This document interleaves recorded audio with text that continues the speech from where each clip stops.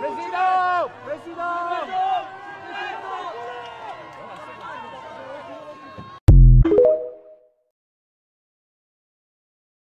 Le dîner commence. Au menu homard bleu, volaille de Bresse et macarons à la rose servis dans de la porcelaine. Sur les vins, une étiquette dessinée par le roi Charles III lui-même. Après avoir... Voilà donc pour cet hommage prononcé en léger différé, on vous le rappelle, Emmanuel Macron qui a rendu... Monsieur Macron, Monsieur Macron, je pose une question, d'accord? Parce que je vois qu'ici vous avez beaucoup de fans, d'accord? Sauf qu'il y a une grosse partie de la France qui souffre en ce moment, d'accord? Comment ça se fait qu'on a des millions à envoyer à l'Ukraine et qu'on n'a rien à donner au peuple français? On peut savoir? Non mais c'est une vraie question. D'accord, bah, donnez-moi votre réponse. Les politiques publiques, on aide beaucoup. La France est un des pays qui aide le plus. Ouais. D'accord.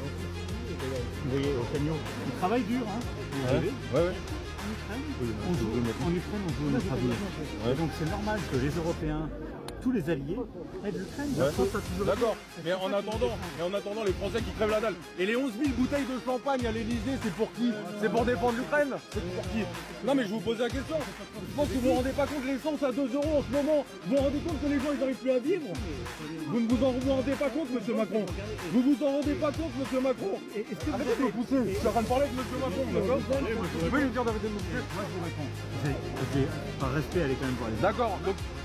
Simplement. Ok. Quels sont les présidents avant qui ont supprimé 2 impôts? Vous avez toute taxe d'habitation? Oui. Ah oui, d'accord. Monsieur Macron, pensez d'abord au peuple français et après aux autres. Merci. Mes amis, j'espère que vous allez bien, toujours avec Momo YouTuber 2. Mes amis, quel dommage. Quel dommage. Il y a des gens, certains des gens, ou certains des Français, ou certains des gens qui ont voté pour le Rassemblement National, ils n'ont rien compris. Et quel dommage et triste. Je vais expliquer en détail pourquoi j'ai dit ça. 912 personnes, presque 1000 personnes, presque 1000 Français, sans domicile fixe, sont mortes en France. Je répète la deuxième fois, c'est pas la diffamation, c'est l'article de BFM TV. 912 personnes sans domicile, pas de maison, fixe, sont mortes en France. C'est-à-dire, presque 1000 Français, ils ont découvert les journalistes de BFM TV et dormir dehors. En 2024. Maintenant, je vais essayer de traduire arabe. 912 شخص يرقدوا برا ما عندهمش دار يموتوا من البرد. Je répète la troisième fois. 912 personnes sans domicile fixe sont mortes en France en 2024. Ça, c'est le reportage de BFM TV. C'est pas moi, c'est pas le mien. Article numéro 2. Et Macron, au lieu d'aider ou aider ces Français qui dorment ou ils dorment dans le froid glacial, ils dorment, ils meurent. Non et non.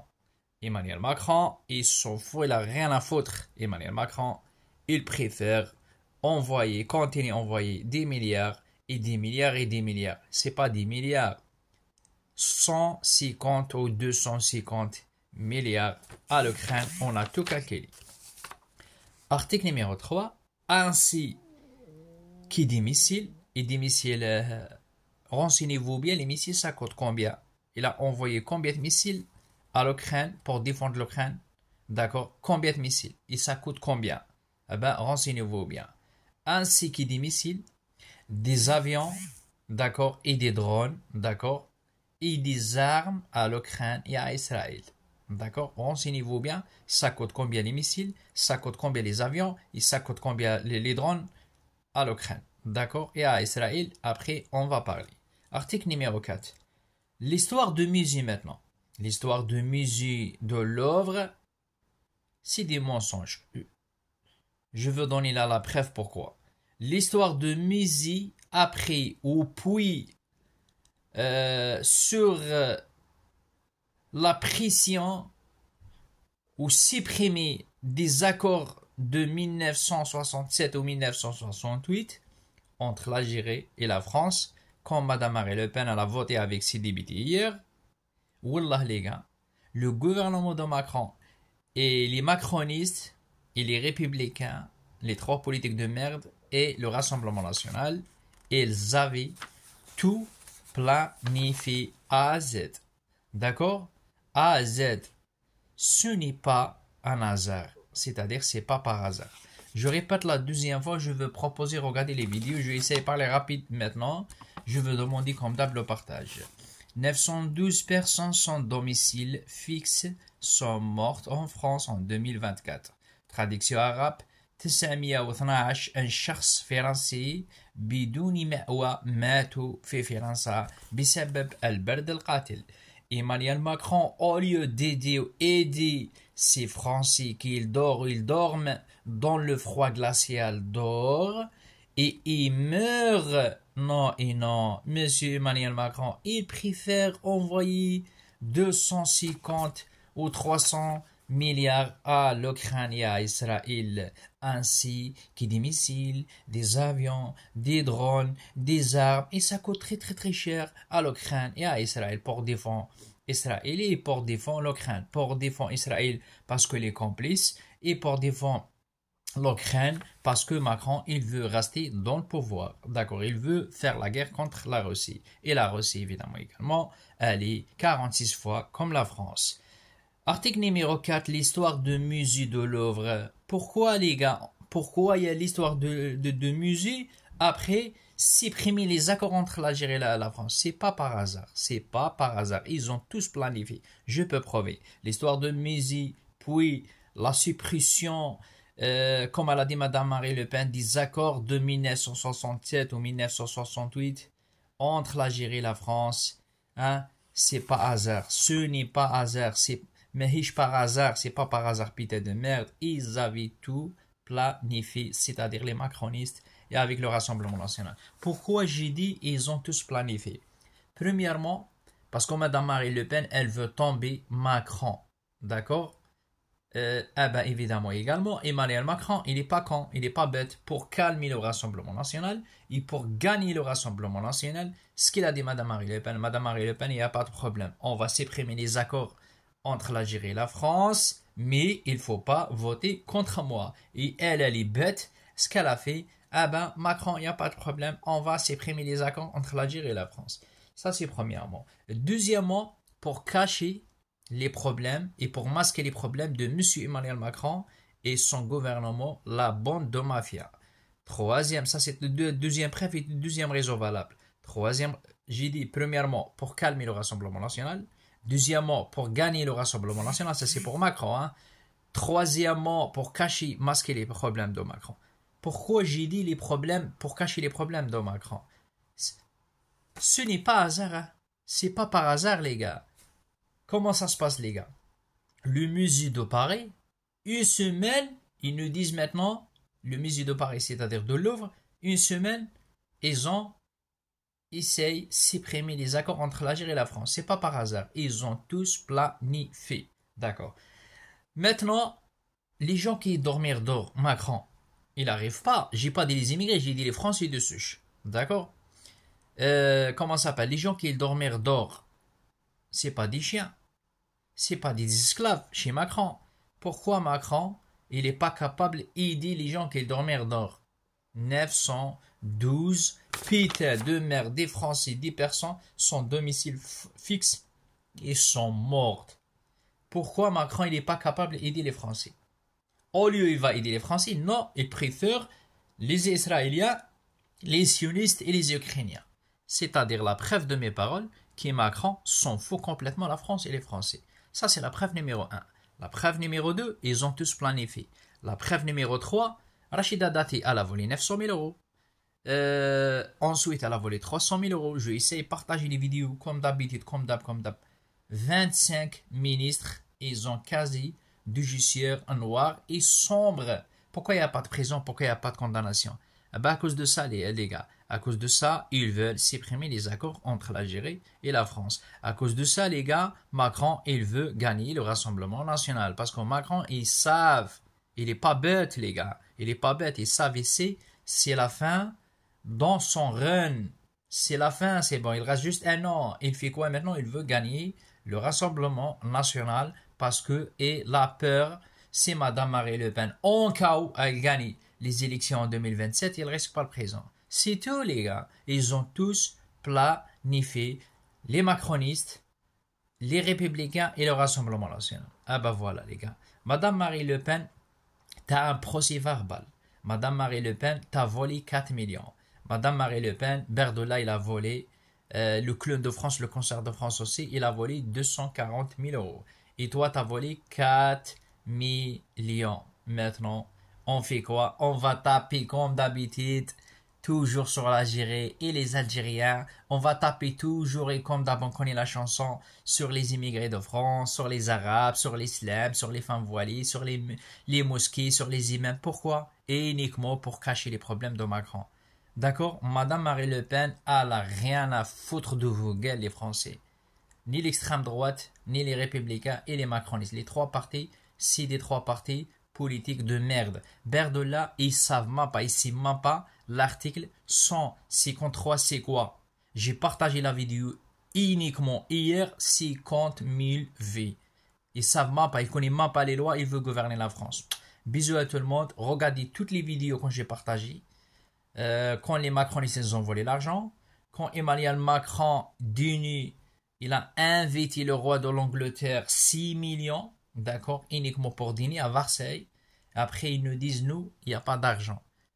Voilà, les gars, il y a 200 000 problèmes à cause de qui? À cause de Emmanuel Macron et ses ministères. Et pour cacher les problèmes de Macron, on va taper sur les immigrés et sur l'immigration. Le problème de France, c'est pas l'immigration, c'est pas les immigrés, c'est pas les Algériens, c'est pas les Arabes. Le problème de France, il s'appelle Emmanuel Macron, dictateur, sioniste, corrompu, malade mental, voleur, bande de mafias. Et Madame Marine Le Pen et les républicains, ils sont complices avec lui. Ils sont pas là pour les intérêts de la France et des Français. Ils sont pas là pour les intérêts, je répète, de la France et de les Français. Israël, elle a bombardé Église, ça fait même pas un an, ça fait même pas 6 mois, hein, d'accord? Église, elle a tué 30 ou 35 chrétiens catholiques français. Pourquoi la France, elle n'a pas sanctionné Israël? Israël, elle a émis 2 gendarmes, soldats français. Pourquoi la France, elle n'a pas sanctionné Israël? Non, on tape uniquement sur l'Algérie. D'accord? Le rabbin, il a menacé Emmanuel Macron, menace de mort. Il est toujours libre, les gars. Pas de condamnation, pas de prison. Ah oui, on tape uniquement sur les musulmans. Les sionistes, il faut le bordel total en France. Il faut 10 attentats en France. Il n'y a personne qui le parle. Un rabbin. C'est qui l'a protégé? C'est monsieur Bruno Retailleau. Pourquoi? Parce que la même la même ADN. Voilà, le même sang. C'est la famille. On ne touche pas la famille. Bruno Retailleau, son nouveau, il s'appelle Nicolas Retailleau. Il a volé 2 avions. En 2018, il s'est suicidé. Pourquoi la justice, elle fait rien? Sarkozy, j'ai dit, je répète, gardez bien mes vidéos. Même pas 1 mois de prison, il sort. Comme l'histoire de Pierre Palmade. On le marche sur la tête, les gars. Et vous pensez que c'est vraiment le musée du Paris, c'est un Algérien? C'est pas un Algérien, les gars. C'est pas un Algérien.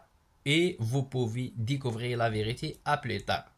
T'inquiète pas, les gars, je te jure, c'est pas Algérien, c'est pas un musulman. C'est pas question que je suis Algérien, je défends les Algériens. Non, moi je m'en fous. Non, les gars, ils ont tous planifié, les gars. Ils ont tous planifié, les gars. Ils ont tué Boubacar Allah yarhamou dans la mosquée. Après, ils nous disent, ouais, c'est un malade mental. C'est pas un malade mental, c'est un agent de Mossad. Ils ont tué la journaliste pro-palestinienne qui s'appelle Madame Marina Vlaovic. Un an, ils n'ont pas trouvé coupable. D'accord? L'histoire de musée, tout ça, c'est pas par hasard, hein. Ils ont tous planifié, les gars. Ils ont assassiné 2 députés de LR, putain de merde. Le député de LR, il est sorti un livre, il s'appelle L'enquête sur Macron. C'est pas par hasard.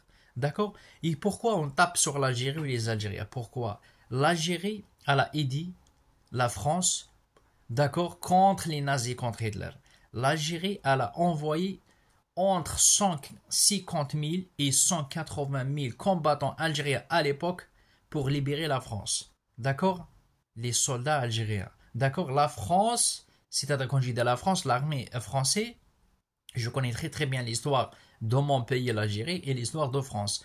La France, elle a tué 5 millions, j'ai parlé avec des journalistes algériens, 5 millions de martyrs de Chouhada, 5 millions l'armée française à l'époque, pendant 132 ans. Après on dit, comme ça on dit merci à l'Algérie, les Algériens, 15 000 médecins, ils travaillent pour sauver des vies françaises en France, des policiers algériens, ou marocains, sénégalais, turcs, etc., des gendarmes, les Algériens, les Marocains, les Maghrébins, les Sénégalais, les immigrés, les Arabes, ils sont dans tous les domaines, les gars, dans le syndicat, même dans la police, dans les gendarmes, des agents de sécurité, des infirmières, des médecins, des avocats, des écrivains publics. Comme ça, on dit merci les musulmans de France.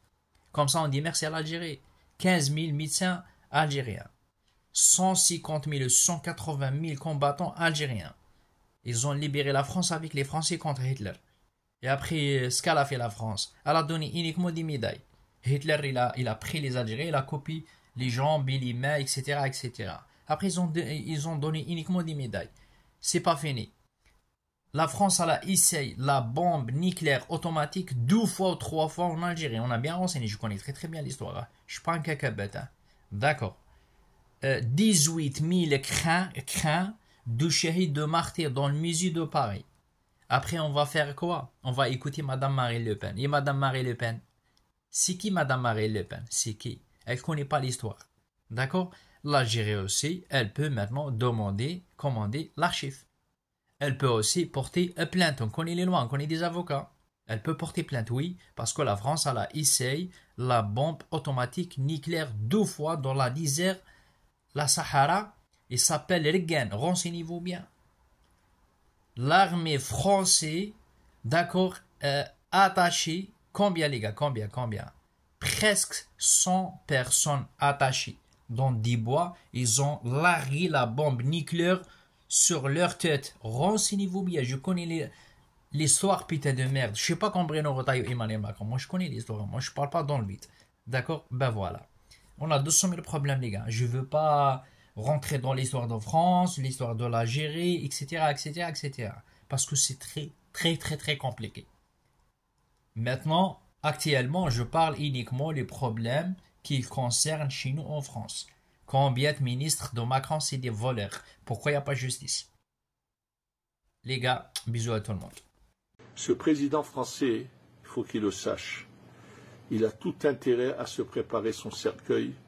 Dieu va lui montrer ce que ça veut dire vouloir être aussi effronté et vouloir avoir des déclarations contre Dieu. Ce n'est pas contre le peuple juif seulement, c'est mais contre Dieu qui a dit que cette terre serait donnée au peuple d'Israël et que cette terre va revenir entièrement, toute la terre, sans aucune part. Ces gens qu'on appelle ces Palestiniens qui sont des nomades qui étaient de passage, qui se sont installés là, je leur conseille vivement de se dépêcher de faire leur bagage et de s'en aller parce qu'ils ne pourront pas rester dans cette terre-là, quoi qu'il arrive.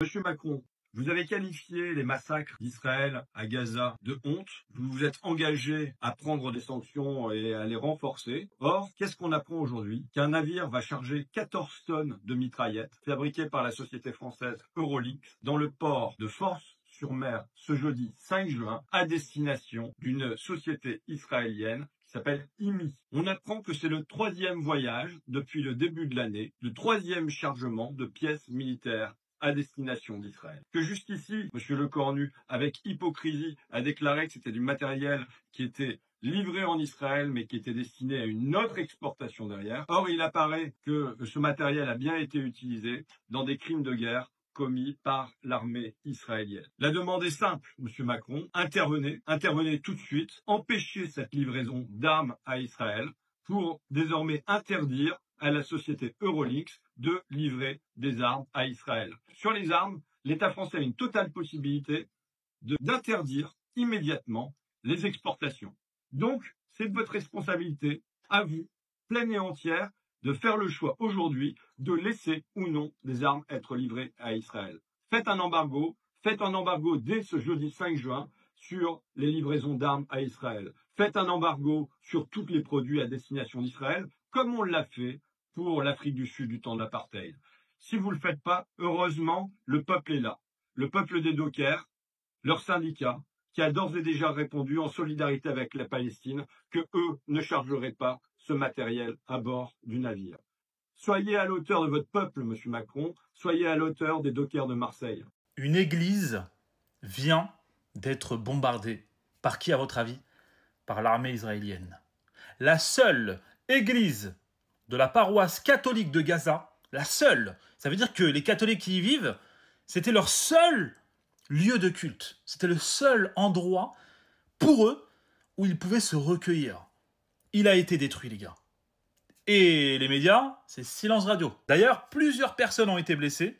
Le curé de la paroisse ferait partie des blessés. J'ai beau réfléchir, je vous jure les gars, je ne comprends toujours pas à quel moment ça a pu déraper. À quel moment on peut s'en prendre à des hommes de foi.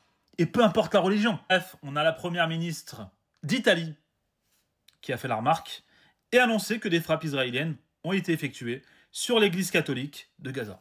Mais ça s'arrête là les gars. Je veux dire, il n'y a même pas de condamnation. Il n'y a même pas de sanction. Les actes, c'est niette les gars. C'est juste du blabla et encore là, il n'y a même pas de condamnation. Enfin, je veux dire les gars, où va le monde? Jusqu'à quand on va pouvoir tolérer cela? Jusqu'à quand les gars? Regardez comment c'est désolant. Ces sionistes s'attaquent à tout le monde. Un beau matin d'été, regardez cette église comme elle est magnifique. Et le soir, comment elle termine. C'est la photo de la même journée. Before and after. La même journée. Après une attaque d'une église catholique. Regardez comme elle est magnifique. En plus, regardez avec les palmiers et tout. Ben oui, on est dans le Moyen-Orient, il fait chaud, c'est l'été. Regardez, ça se marie. Les gens vont dire, oh, les palmiers et tout, ça va qu'avec les mosquées. Non, il y a des églises là-bas. Mais ce n'est pas les musulmans qui les détruisent. C'est une église. On est d'accord? Elle est là depuis des milliers d'années. Pourquoi les musulmans ne l'ont jamais détruit? Il y a toujours eu des musulmans là-bas. Ils ne l'ont jamais détruit. Il y a eu les califats qui sont passés, il y a les sultans qui sont passés, ils ne l'ont jamais détruit. Il y a eu des millénaires de musulmans, ils ne l'ont pas détruit cette église, ils l'ont laissée, vous la voyez, au milieu des palmiers. Et regardez eux ce qu'ils en font, eux. Regardez ce qu'ils en font, eux, les sionistes. Donc s'il vous plaît, réveillez-vous. Réveillez-vous. Palestine.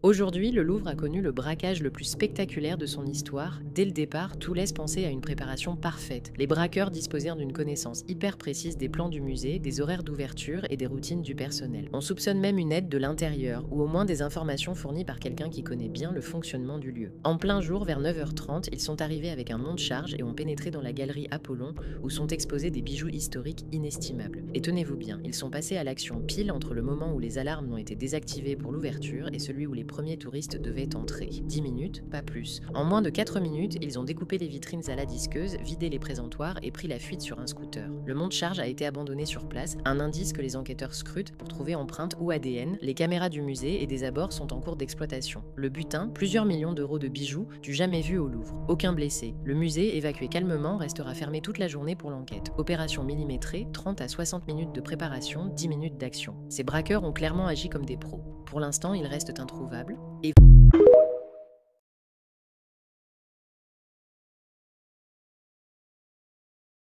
Désolé mes amis parce que ça coupe. Mon téléphone ça il bug. Maintenant je vais essayer de faire le théâtre. Ça c'est le voleur. Ça c'est le voleur. Moi je m'en fous, c'est un Algérien, Marocain, Français, pour moi c'est pareil. Ça c'est le voleur. Allô oui, oui bonjour, bonjour. Ça c'est avant, hein, avant, braquage. Tu vas passer, tu vas voler le musée de Louvre, mais s'il vous plaît, comment je peux voler le musée? Parce qu'il y a plein de caméras, il y a de la police, il y a ça, moi j'ai peur. Hein. Écoutez bien, il n'y a rien. Tu vas voler, mais à quelle heure? Ah bah, 9h de mat, mais il y a 9h de mat. Vous êtes malade ou quoi, à 9h de mat? Il y a tout le monde qui le filme, mais c'est ça le film. Et il faut que tu voles à 9h de mat. Et ici, les gens, ils te filment. Et ils te filment comme ça, les gens, ils ont envoyé la vidéo à BFM TV, c'est ça le but de l'histoire. Mais pourquoi on fait ça? Tu cherches pas à comprendre. Pourquoi les gars? Pour oublier la réforme de retraite, etc., etc. Le voleur, le braquage, il est pas bête, les gars. Je vais essayer de faire le théâtre maintenant. D'accord? Ils ont tous planifié. Après, il appelle l'autre responsable. Avant, il appelle, il a dit, écoute, cherche-moi 2 cassos, 2 braqueurs de merde. Bah voilà, et on va payer. Hein. Dis oui, si tu fais ça, d'accord, si tu payes, dit le gouvernement de merde, on te donne 300 000 ou 400 000. Ça va? L'autre, il dit, oui, ça va, qu'est-ce que tu veux d'argent? Je veux montrer comment ils ont volé maintenant. Cagouli, d'accord? Tac, regardez bien. Regardez bien. Je fais comme les braqueurs maintenant pour rigoler. Hein? Ils rentrent, 9 h de mat, ils savent qu'ils ont tout, ils filment. Hein? Voilà, la fenêtre, il y a des caméras, il y a tout, les gars, il y a tout. Hein? D'accord? Comme ça, rac, il saute. Voilà, il a volé diamant, il a volé Miko, il a volé tout. D'accord. Quand il a volé, les gars, 9 h de matin, c'est pas minuit, hein? Il est pas bête le mec. Hein? Ils savent, tout le monde y filme. Tout le monde y filme. Ils savent, c'est ça le bif, les gars. Après le mec, ce qu'il a fait, il a envoyé à BFM TV, il a envoyé CNews, ils n'ont pas rattrapé. Pas de police, pas de gendarme, comme par hasard. 9 h de matin, tout le monde y filme, d'accord. 10 minutes, la police, ils n'ont pas arrivé, la commissariat, il m'a pas 10 km, on a bien renseigné, d'accord. Après une semaine plus tard, ils ont rattrapé, d'accord. Après, ils ont découvert que c'est un Algérien, ou il veut partir en Algérie. Ah ben d'accord. Ah ben Macron, maintenant, il est content. Ah ben merci beaucoup. Ah oui, hein, le RN et le LFI, ils nous cassent le zboub. Ah, c'est bien, ça. Continue comme ça, parce que moi, je n'ai marre. Hein. Tout le monde, il demande ma démission. Tout le monde, il demande qu'il faut augmenter le salaire pour la police, il faut augmenter le salaire pour les retraités. Ils nous cassent le zboub, etc. Regardez, la dernière film, c'est quoi la dernière film? La dernière film, c'est bon, on a fini avec Boualem Sansal, on a fini avec l'histoire de... On a bien gagné le temps avec l'histoire de Boualem Sansal, 6 mois. Ils ont tous calculé. Après, on a gagné 3 mois ou 2 mois, on va gagner 3 mois ou 4 mois avec l'histoire de l'Algérie, après les Algériens, après les femmes voilées, après les femmes à poil, après avec l'islam, après avec quoi? Après avec l'histoire du Marocain quand il a allumé son cigarette, maintenant avec Louvre, après à la fin, la dernière série c'est quoi? On va faire la guerre, on va déclencher la guerre contre la Russie, et comme ça je reste dans le pouvoir, 40 ans. Brigitte, c'est quoi? Allez, champagne Brigitte, ça c'est un café, moi je ne bois pas d'alcool. Brigitte, les gens c'est dit quand? Allez, champagne. Merci monsieur le ministère de la Défense, merci monsieur le ministère de l'Intérieur. Hein? Je vous donne chacun 50 000 euros et les voleurs qui ont volé les racailles et les cassos, je donne 300 000 euros. C'est bon. 2 semaines, 3 semaines, on va sortir dans le prison. Allez, champagne Brigitte, champagne. Alhamdoulilah, ça c'est Macron, alhamdoulilah, parce qu'il dit alhamdoulilah, parce qu'il est content. Hein? D'accord, il est toujours dans le pouvoir. Voilà les gars, essayez de partager pour rigoler. Des patrimoines de plusieurs millions d'euros. Un gouvernement plus riche que celui d'Elisabeth Borne. Au total, 17 ministres sont millionnaires selon le journal L'Humanité. Parmi eux, Franck Riester avec un patrimoine de 10 millions d'euros. Amélie Oudéa-Castéra, Éric Dupond-Moretti ou encore le Premier ministre Gabriel Attal. Des fortunes que certains Français ont du mal à comprendre. En tant que membre du gouvernement, on a besoin de personnes qui représentent la majorité des Français. S'ils sont riches, je ne suis pas choquée, parce que la richesse, ce n'est pas un tabou. C'est tellement grotesque que je préfère en rire. En attendant, c'est les gueux qui souffrent, hein. C'est les pauvres gens du peuple, mais ils sont irréalistes, ils sont dans leur monde. Des fortunes déconnectées de la société d'après l'extrême gauche, qui dénonce un gouvernement de millionnaires au service des milliardaires. Depuis qu'Emmanuel Macron est arrivé au pouvoir, on a vu les 500 plus grosses fortunes françaises qui ont vu leur patrimoine multiplié par 2. Ils sont passés de 570 milliards d'euros à 1170 milliards d'euros, alors que dans le même temps, les salaires n'ont pas doublé, les pensions de retraite, elles n'ont pas doublé. Mais selon un député de la majorité, impossible de reprocher quoi que ce soit à ces ministres, car ils ne se sont pas enrichis grâce à la politique. Reprocher à quelqu'un qui a réussi dans le privé, qui ensuite a décidé de se consacrer à la vie politique en sacrifiant certainement son temps, en sacrifiant certainement ses moyens. On ne peut pas lui reprocher d'avoir gagné sa vie par le passé. Le rapport officiel de la Haute Autorité pour la transparence de la vie publique n'a pas encore été publié. Des ministres repris de justice au sein de ce nouveau gouvernement, je t'explique ça tout de suite, mais avant pense à t'abonner et partage un maximum cette vidéo. Manuel Valls, ministre des Outre-mer, condamné à payer 277 000 euros pour financement illicite de sa campagne lors des municipales de Barcelone en 2019. Gérald Darmanin, ministre de la Justice, accusé de viol et de harcèlement en 2017, puis accusé d'abus de faiblesse en 2018. Catherine Vautrin, ministre du Travail, de la Santé, des Solidarités et des Familles, mise en examen pour abus de confiance. Sébastien Lecornu, ministre des Armées, accusé de prise illégale d'intérêt. Rachida Dati, ministre de la Culture, mise en examen pour corruption passive et trafic d'influence passif. Laurent Marcangeli, ministre de la Fonction publique, condamné par la Cour des comptes pour non-exécution d'une décision de justice. Véronique Louwagie, ministre déléguée chargée du commerce, de l'artisanat, des PME et de l'économie sociale et solidaire, condamné au prud'homme pour licenciement abusif. François Rebsamen, ministre de l'aménagement du territoire et de la décentralisation, condamné pour diffamation. Agnès Pannier-Runacher, ministre de la transition écologique, accusée de conflit d'intérêts. Aurore Berger, ministre déléguée chargée de l'égalité homme-femme et de la lutte contre les discriminations, accusée de faux témoignages. Marc Ferracci, ministre chargé de l'industrie et de l'énergie, accusé de conflit d'intérêts. Philippe Tabarot, ministre chargé des transports, accusé de prise illégale d'intérêts et détournement de fonds publics. Patricia Miralles, ministre déléguée chargée de la mémoire des anciens combattants, condamné à rembourser ses frais de mandat. Et enfin François Bayrou, Premier ministre, poursuivi pour détournement de fonds publics au détriment du Parlement européen. Nous devons rejoindre une trajectoire progressivement de retour à l'équilibre. Donc il faut dépenser moins, et peut-être travailler un peu plus. Mais 35 c'est aussi cette réalité.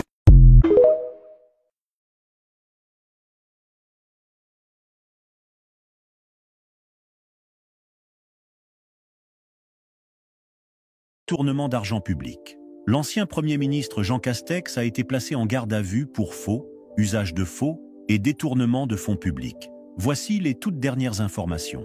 Jean Castex fait l'objet d'une enquête diligentée par le parquet de Perpignan, à la suite d'un signalement émanant de l'association Anticorps. L'affaire, à connotation financière, concerne des décisions prises en 2017, alors qu'il exerçait les fonctions de maire de Prades, dans les Pyrénées-Orientales, ainsi que de président de la communauté de communes Conflans-Canigot. Pour mémoire, Jean Castex a occupé le poste de Premier ministre de 2020 à 2022, en pleine crise sanitaire, période durant laquelle il assurait les désormais célèbres conférences de presse annonçant les mesures de restriction.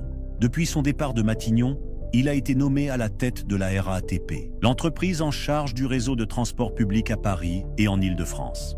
Cette affaire soulève un véritable scandale touchant les plus hautes sphères de l'État français. Si vous voulez être tenu au courant, abonnez-vous à notre compte TikTok. Détournement de fonds publics. Édouard Philippe, visé par une enquête du parquet financier, la mairie du Havre perquisitionnée. L'ancien Premier ministre, redevenu maire du Havre, est visé par une enquête pour prise illégale d'intérêt, détournement de fonds publics, favoritisme et harcèlement moral. Le Monde a révélé ce mercredi 3 avril qu'une perquisition était menée ce jour même à l'hôtel de ville de la commune normande, ainsi qu'au siège de la communauté urbaine du Havre. L'Office anticorruption et la police judiciaire de Rouen sont en charge des investigations. L'ex-chef du gouvernement n'est pas le seul au cœur de cette enquête du PNF. Une adjointe à la mairie, Stéphanie de Basler, et la directrice des services de la communauté urbaine, le Havre Seine Métropole, Claire-Sophie Tazias, sont aussi concernées. Toute cette procédure fait suite à une plainte déposée en septembre dernier par une ancienne collaboratrice et qui porte sur l'exploitation de la cité numérique de la ville normande. Édouard Philippe, cité parmi les candidats potentiels à la succession d'Emmanuel Macron en 2027, vient littéralement de voir sa probable candidature réduite à néant à cause de cette affaire. Si vous voulez être tenu au courant, abonnez-vous à notre compte TikTok.